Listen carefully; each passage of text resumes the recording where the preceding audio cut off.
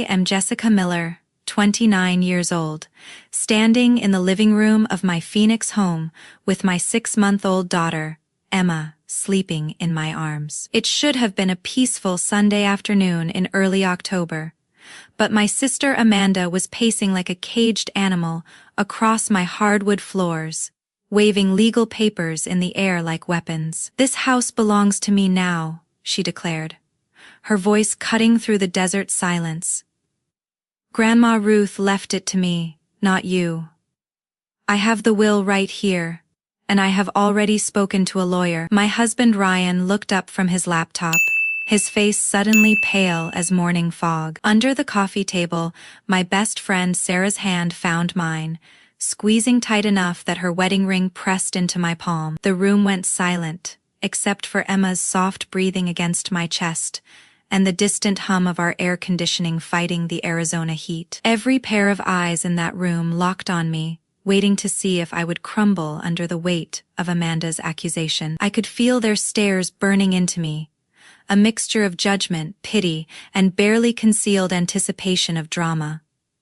My neighbor Janet from across the street shifted uncomfortably in her chair. My cousin Mark, who had driven down from Flagstaff for what was supposed to be a simple family dinner, gripped his beer bottle so tight I thought it might shatter. But what Amanda did not know, what none of them knew, was that I had something hidden in my bedroom safe that would change everything. In 48 hours, when our entire extended family gathered at the Desert Ridge Community Center for Grandma's memorial service, they would discover the truth about who Amanda Miller really was and what she had been planning for months. What would you do if your own sister tried to steal your inheritance right in front of your family? Keep listening, because sometimes the person you trust most in this world is the one who has been planning to destroy you all along. The pattern of favoritism in our family started when I was 12 years old and Amanda was 16. It was summer 2004. And Grandma Ruth had invited both of us to spend 2 weeks with her in her beautiful house in Flagstaff,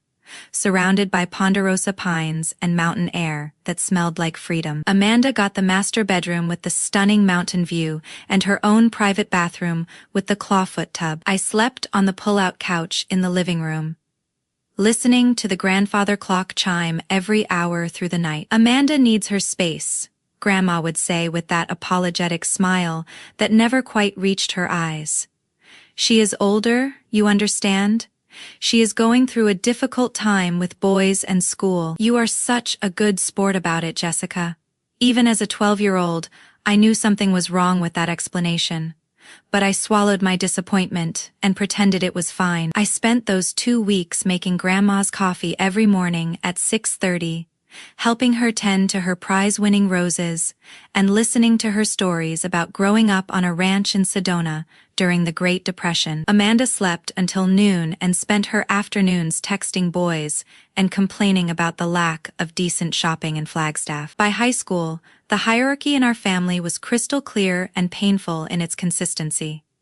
Amanda's graduation party in 2006 cost our parents $3,000. They rented the community center, hired a caterer who served salmon and prime rib, brought in a professional photographer who took formal portraits, and invited over 100 people, including Amanda's entire cheerleading squad and half her graduating class. When I graduated valedictorian 4 years later, with a 4.0 grade point average and a full scholarship offer to Arizona State University, we had pizza and store-bought cake from Costco in our backyard in Phoenix. The decorations were leftover streamers from Amanda's party, and the guest list included exactly 14 people, mostly elderly relatives who felt obligated to attend. "We are watching expenses now," Mom explained when I asked why my celebration was so different. "Your father's business is going through a rough patch, and we need to be more careful with money." But just 2 weeks after my graduation, they bought Amanda a brand new Honda Civic in metallic blue, her favorite color, as a going-away present for college. Amanda got her bachelor's degree from Arizona State University in communications, and every penny was paid for by our parents. Her dorm room, meal plans, textbooks, sorority fees, spring break trips to Cancun and Puerto Vallarta. even her spending money for shopping and restaurants. The total cost over 4 years was approximately $90,000. Not counting the car and the credit card they gave her for emergencies. When I wanted to study mechanical engineering at the same school, just 2 years later, I was told we could not afford it. "The economy is terrible right now," Dad explained, sitting at our kitchen table with bills spread out in front of him like accusations. "We have already stretched ourselves thin helping Amanda, and your mother's hours at the bank have been cut to part-time." I ended up starting at Phoenix Community College, living at home and working 25 hours a week at Marie's Diner on Indian School Road, serving coffee and scrambled eggs to construction workers and retirees from 6 in the morning until noon. The smell of bacon grease followed me everywhere, and my feet ached constantly from standing on those cheap rubber mats behind the counter. After 2 years of community college, I finally transferred to Arizona State with a partial scholarship, but I still had to take out $40,000 in student loans and work nights at the diner to pay for rent, books, and food. I lived in a tiny studio apartment near campus that smelled like cigarettes and had a broken air conditioner that the landlord refused to fix. College revealed everything about our family dynamics in painful detail. Amanda's spring break trips continued every year, funded without question. Her sorority fees, her designer clothes, her expensive dinners at trendy restaurants in Scottsdale, all covered by the bank of Mom and Dad. Meanwhile, my request for help buying textbooks that cost $400 per semester was met with long lectures about fiscal responsibility and the value of hard work. When I made Dean's List 3 semesters straight while working 30 hours a week, the response was a casual, "That is nice, honey," over dinner, followed immediately by excited planning for Amanda's upcoming trip to Europe with her sorority sisters. When Amanda barely passed her communications classes and had to retake statistics twice, it was celebrated like she had discovered a cure for cancer. "Look how hard she is trying," Mom would say, beaming with pride. "She is really applying herself now. We are so proud of how she is growing and maturing." After graduation, real life hit our family like a freight train, loaded with financial problems. Dad's contracting business in Scottsdale, which had been thriving during the housing boom, started struggling badly in 2019 when new construction projects dried up and existing clients began defaulting on payments. Mom's hours at Wells Fargo were cut from full-time to 20 hours per week when the bank went through another round of layoffs. But the biggest challenge was Grandma Ruth, who had essentially raised Amanda and me after our parents worked double shifts just to keep food on the table during our childhood. At age 82, she began showing clear signs of dementia, forgetting names, getting lost in her own neighborhood, leaving the stove on, and calling us at 3 in the morning, confused about where she was. At 24 years old, earning $52,000 annually as a junior engineer at Honeywell Aerospace in Phoenix, I stepped up without hesitation or complaint. I loved Grandma Ruth more than anyone in the world, and the thought of her suffering or being neglected was unbearable to me. For 3 long years, from 2019 to 2022, I single-handedly covered every major expense related to Grandma's care. The Sunrise Assisted Living Facility in North Phoenix cost $2,800 every month, which included her room, meals, basic medical monitoring, and activities. Her medical expenses that were not covered by Medicare, including specialist visits, prescription medications, physical therapy, and emergency room visits, averaged $800 monthly. When Dad's contracting business started failing and he could not make the loan payments on his work truck and equipment, I covered those as well at $1,200 per month for 18 months until he could get back on his feet. When Mom's hours were cut at the bank and she could not afford her car payment, I took over that responsibility too at $385 monthly for over a year. My total financial contribution to my family during those 3 years was $132,000 in direct payments, plus countless unpaid hours every week managing Grandma's care. I drove to the assisted living facility 3 times per week to check on her, took her to doctor appointments, managed her 14 different medications, decorated her room with family photos and her favorite flowers, and spent hours sitting with her when she was confused or scared. Meanwhile, Amanda lived comfortably in Seattle, Washington, working as a social media manager for a small marketing company, earning $45,000 per year. When our family needed help during this crisis, her excuse was always the same. "I live too far away to help with Grandma's day-to-day care," she would say during our monthly phone calls. And honestly, I am barely making ends meet here with Seattle rent prices and my own expenses. Yet somehow Amanda always found money for yoga retreats in Costa Rica that cost $3,000 per trip, designer handbags from Kate Spade and Michael Kors that cost more than my monthly grocery budget, and weekend trips to Portland and Vancouver for concerts and food festivals. Her Instagram account was a constant stream of expensive dinners, luxury hotel rooms, spa days, and shopping hauls that made my stomach turn with resentment. During those same 3 years when I was sacrificing everything for our family, Mom and Dad somehow found $18,000 to send Amanda for what they called emergency expenses. The money went toward her failed business venture selling handmade jewelry on Etsy, a website that generated exactly $47 in sales over 6 months before Amanda got bored and moved on to her next great idea. I never complained about the financial burden or the inequality.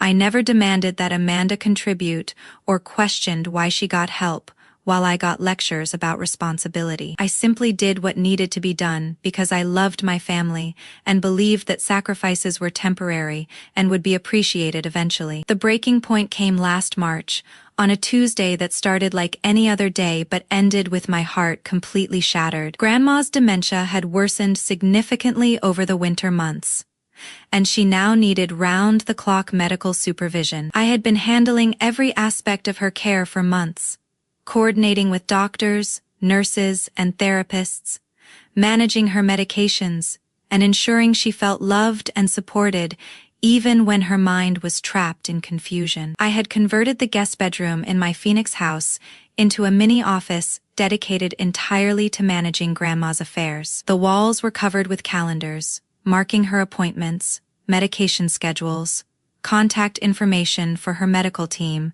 and insurance paperwork. My laptop was always open to spreadsheets tracking her expenses, symptoms, and daily activities. Amanda had visited exactly once during those 6 months, flying in from Seattle on a Thursday and leaving on Saturday afternoon. She stayed for a total of 2 hours at the assisted living facility, spent most of that time taking selfies for social media, and then claimed she had to catch an early flight back to Seattle because of important work meetings. 2 weeks after that pathetic visit, on March 15th, Grandma Ruth passed away peacefully in her sleep. I was holding her hand, reading to her from her favorite book about desert wildflowers.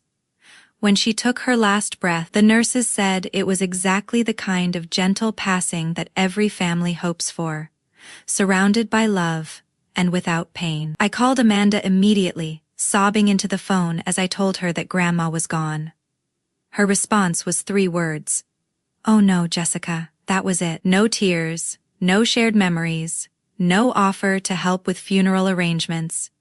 Just "oh no, Jessica," followed by a long pause, and then, "I will try to get time off work for the service." While I spent the next week planning Grandma's funeral, handling paperwork with the assisted living facility, meeting with the mortuary, ordering flowers, and writing her obituary, Amanda was posting Instagram stories from a wine-tasting weekend in Napa Valley with her girlfriends. The photos showed her laughing and toasting with expensive Cabernet, while I sat alone in Grandma's empty room, packing up her belongings and crying over photo albums. That was when I realized that Amanda had never really cared about Grandma or our family.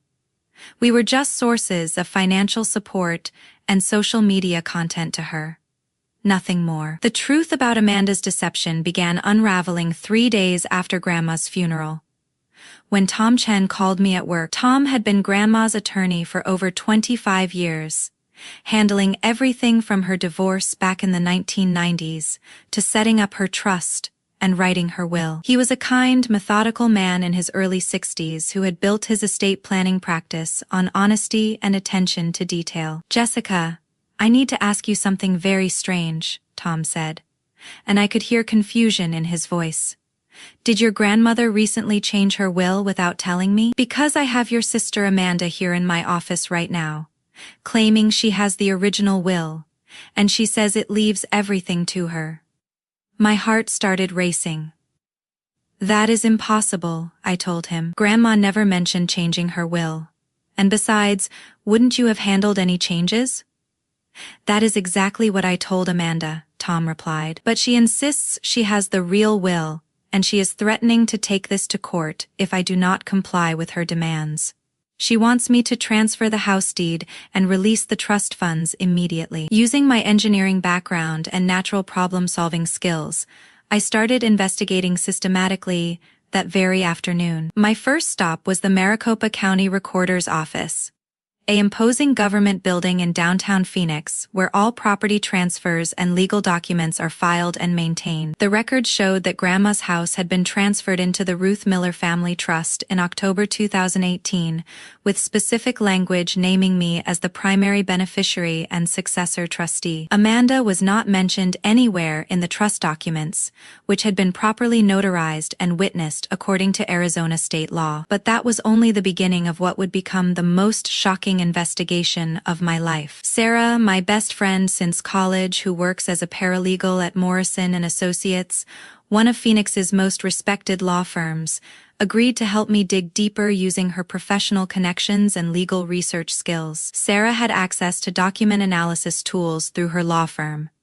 and she immediately noticed several red flags in Amanda's version of the will. The paper was wrong. It was standard copy paper instead of the heavy legal stock that Tom's office always used. The formatting was inconsistent with legal documents from 2020. Most damning of all, the handwriting analysis showed clear signs of recent creation rather than aging. Cross-referencing public records with Tom's official files, we discovered that Amanda had been attempting to forge legal documents for over a year. She had contacted 3 different law firms in Seattle, claiming to represent Grandma's interests, and had tried to get copies of estate documents by pretending to be handling Grandma's affairs. The final piece of evidence came from the most unexpected source imaginable. Mrs. Elena Rodriguez, Grandma's next-door neighbor for 30 years, approached me after the funeral service with information that made my blood run cold. "Jessica, honey," she said quietly, pulling me aside near the parking lot of the funeral home. "I hope you do not mind me mentioning this, but I thought you should know. Your sister Amanda was at your grandmother's house several times in the weeks before she passed away. She had a key, and she was carrying boxes out to her rental car." Mrs. Rodriguez explained that she had been suspicious because Amanda seemed upset and furtive, looking around nervously as if she did not want to be seen. On one occasion, Mrs. Rodriguez had waved hello, and Amanda had quickly loaded her boxes into the car and driven away without responding. I asked Tom Chen to examine Amanda's will more closely, and within 48 hours he called me back with devastating news. Based on professional handwriting analysis and paper dating techniques, this will Amanda produced is completely fabricated, he told me. The signature is a poor forgery of your grandmother's handwriting, and the document was clearly created within the last month, not in 2020 as claimed. Tom's voice was angry now, something I had never heard before in all the years I had known him. The real will, properly executed and filed with my office in 2020, leaves everything to you. The house, the savings account, the trust fund, even her collection of Navajo jewelry and artwork. Amanda has no legal claim to any of it. Armed with this evidence, Sarah and I realized we were dealing with something much more serious than a family dispute. This was criminal fraud, elder abuse, and theft, all wrapped up in a betrayal so deep it took my breath away. The Desert Ridge Community Center had been decorated beautifully for Grandma Ruth's memorial service on a sunny Saturday morning in late March. 50 guests filled the main hall, including our extended family who had traveled from across Arizona and beyond. Uncle Mike had driven up from Tucson with his wife Janet, Aunt Carol had come down from Flagstaff with her 3 grown children, and cousins had driven from as far away as Denver and Albuquerque to pay their respects. Dad's contracting buddies filled one entire section near the back, their work boots polished to a shine, and their weathered hands folded respectfully in their laps. Mom's church friends from St. Mary's Catholic Church clustered near the front, whispering prayers and sharing memories of Grandma's famous tamales at holiday gatherings. Amanda stood near the memorial table that displayed Grandma's photos, wearing a black designer dress that probably cost more than my monthly mortgage payment. She had positioned herself like she was hosting the entire event, graciously accepting condolences and speaking in hushed, solemn tones about her deep grief and special relationship with Grandma. Ryan sat in the back row with Emma on his lap, his laptop bag beside him because he was always working, even at family events. I had been grateful for his quiet support during the past few days, even though I suspected he did not fully understand the depth of Amanda's betrayal yet. I had spent the previous evening rehearsing what I was going to say and organizing all of my evidence on my phone and laptop. Tom Chen arrived exactly on time, carrying his leather briefcase that contained the authentic will and all of our documentation, proving Amanda's fraud. When it came time for family members to share memories and speak about Grandma's legacy, I stood up slowly, my heart pounding but my resolve absolutely firm. I connected my phone to the community center's sound system, the same setup they used for wedding receptions and Quincy-era parties. Grandma Ruth always taught us that family comes first, I began, my voice carrying clearly across the silent room. She believed in honesty, hard work, and taking care of each other no matter what challenges life brought. For the past 3 years, when Grandma needed us most, I tried to live up to those values. I clicked to my first slide, a detailed breakdown of expenses and time commitments. I covered $132,000 in costs related to Grandma's care, plus countless hours every week managing her medications, driving her to doctor appointments, coordinating with her medical team, and simply sitting with her when she was scared or confused. Murmurs of approval rippled through the crowd. Uncle Mike nodded with obvious respect. Several of Mom's church friends whispered bless her heart, and what a good granddaughter. Even Dad's contractor friends, tough men who were not easily impressed, looked at me with newfound admiration. But yesterday, I continued, my voice growing stronger, I discovered something that broke my heart and goes against everything Grandma Ruth stood for. My sister Amanda has been claiming that Grandma left everything to her. Using this document, I displayed Amanda's forged will on the screen, and the room went completely silent. You could have heard a pin drop on the carpeted floor. Amanda's face flushed bright red, and her hands gripped her black purse so tightly that her knuckles went white. Here is the problem with Amanda's claim, I said, clicking to Tom's professional analysis. This will is completely fake. The handwriting analysis proves it was written last month, not in 2020, as claimed.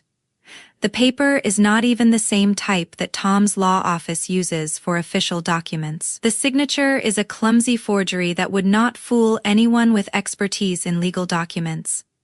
Aunt Carol gasped audibly, her hand flying to her chest. Uncle Mike's expression shifted from confusion to anger, his jaw tightening as he stared at Amanda. Even the contractors in the back row were shaking their heads in disgust. And here is my personal favorite discovery, I said, displaying the final piece of evidence. Bank records and witness testimony show that Amanda made 3 secret trips to Phoenix during Grandma's final weeks. Each time, our neighbor Mrs. Rodriguez saw her leaving Grandma's house with boxes of belongings. We now know she was stealing family heirlooms and searching for the real will so she could destroy it. The silence in that room was deafening and electric with tension. Amanda looked like she wanted to disappear into the floor. Several people were openly staring at her with expressions of shock and revulsion. Tom Chen stood immediately, his voice carrying the authority of 25 years practicing law. As Ruth Miller's attorney for 15 years, I can confirm that Amanda's document is completely fraudulent. The authentic will, properly witnessed and notarized in my office in 2020, leaves everything to Jessica Miller, who has been the primary caretaker and deserves every penny of this inheritance. The aftermath of that confrontation was swift and merciless. Within 24 hours, Sandra Williams, a criminal defense attorney who specializes in elder fraud cases, had filed formal charges against Amanda with the Maricopa County Attorney's Office. The case was straightforward from a legal standpoint because we had documented evidence of forgery, theft, and attempted fraud, plus multiple witnesses and expert testimony. Amanda's desperate attempt at damage control only made things worse for her. She immediately began posting frantic messages on Facebook and Instagram,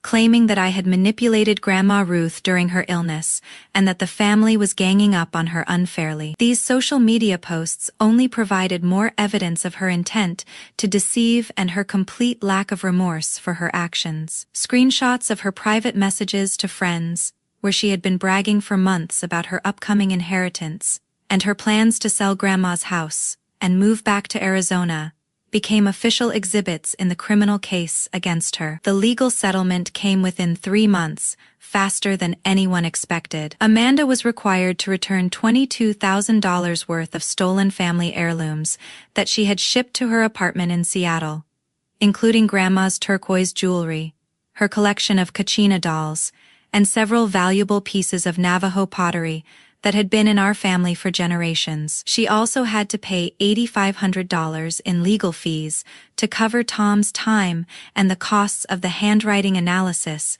and document authentication. Most importantly, she was forced to sign a formal written admission of fraud that would become part of the public record and could be used against her in any future legal proceedings. Amanda's conviction for elder abuse and document forgery resulted in 2 years of probation, 100 hours of community service, and a permanent criminal record that would follow her for the rest of her life. Her employer in Seattle, a marketing company that valued trust and integrity, terminated her immediately when they learned about the charges. Ryan surprised me by being completely supportive throughout the entire legal battle. Our marriage, which I had feared was drifting apart due to the stress of caring for Grandma and dealing with family drama, actually grew stronger as we fought together for justice. I learned that his recent emotional distance had nothing to do with lack of caring for me, but rather from his own family crisis that he had been hiding to avoid burdening me. His father had been diagnosed with early-stage prostate cancer the previous fall, and Ryan had been secretly helping his parents navigate the medical system and treatment options while I was consumed with Grandma's care. When he finally told me the truth, I felt terrible for not noticing his stress, but also relieved that we were just 2 people trying to handle too much at once, rather than a couple falling apart. I used Grandma's inheritance wisely and thoughtfully, always asking myself what she would have wanted me to do with her legacy. The Phoenix house became our permanent family home after we invested $15,000 in energy-efficient upgrades, including solar panels, new windows, and improved insulation that reduced our monthly utility bills by 40%. I put $50,000 into a college fund for Emma, invested in index funds that should grow substantially by the time she is ready for university. I also started a nonprofit foundation called the Ruth Miller Family Care Fund, which provides financial assistance and support services for families who are caring for elderly relatives with dementia and other serious health conditions. The foundation was something Grandma would have absolutely loved, since she always believed in helping others and giving back to the community. In its first year, we helped 12 families in the Phoenix area cover assisted living costs, medical expenses, and respite care services. My engineering career flourished once I was no longer carrying the constant stress and financial burden of family drama. Honeywell Aerospace promoted me to senior design engineer with a salary increase to $72,000 annually, plus comprehensive family benefits that covered Emma's healthcare and childcare costs. The company also offered me a spot in their professional development program, which allowed me to earn my master's degree in aerospace engineering completely debt-free while continuing to work full-time. The program took 3 years to complete, but it positioned me for even greater career advancement and financial security. My relationship with Emma deepened and flourished in our stable, drama-free home environment. She took her first steps in Grandma's sunlit living room, surrounded by the beautiful Navajo jewelry collection that now legally belongs to her future. We have transformed the house into a warm, loving space filled with laughter, music, and the kind of family traditions that Grandma always wanted for us. Every Sunday, we host dinner for Uncle Mike and Aunt Carol, along with whoever else wants to join us from our extended family. These gatherings have become the highlight of my week, filled with storytelling, home-cooked meals, and the kind of authentic love and connection that I had been missing during all those years of dysfunction and favoritism. 6 months later, Amanda remains in Seattle, her reputation within our family permanently damaged and her relationships with extended relatives completely severed. She has never apologized or acknowledged any wrongdoing, maintaining her silence and isolation rather than taking responsibility for her actions. Uncle Mike refuses to speak to her and has made it clear that she is not welcome at family gatherings. Aunt Carol deleted her from all family group chats and social media connections. Even distant cousins who barely knew the full details of what happened understood enough about the situation to choose sides, and they universally chose justice over blood relations. But I have realized that I do not need Amanda's apology anymore, and I do not miss having her toxic presence in my life. The lies, the manipulation, the calculated attempt to steal Grandma's legacy and destroy my financial security. Amanda tried to break me completely, but instead she accidentally freed me from the burden of pretending we had a healthy family relationship. I learned that real family is not about sharing DNA or growing up in the same house. Real family is about people who show up when life gets difficult, who celebrate your successes without jealousy, who support you through challenges without keeping score, and who love you consistently, rather than conditionally. Emma and I live in Grandma's house now, surrounded by memories of genuine love and authentic family connection, rather than manipulation and competition. Every morning, when the Arizona sun streams through the kitchen window where Grandma used to make her famous breakfast burritos, I am reminded that truth always wins over deception in the end, and that authentic relationships built on mutual respect matter infinitely more than family titles or blood connections. Sometimes the greatest gift someone can give you is revealing their true character completely and undeniably. Amanda showed me exactly who she really was, and that painful clarity turned out to be worth more than any inheritance could ever be. What would you have done in my situation? Have you ever had a family member betray your trust for money or try to steal something that rightfully belonged to you? Sometimes we need to know that we are not alone in these battles, and that standing up for ourselves is not selfish but necessary.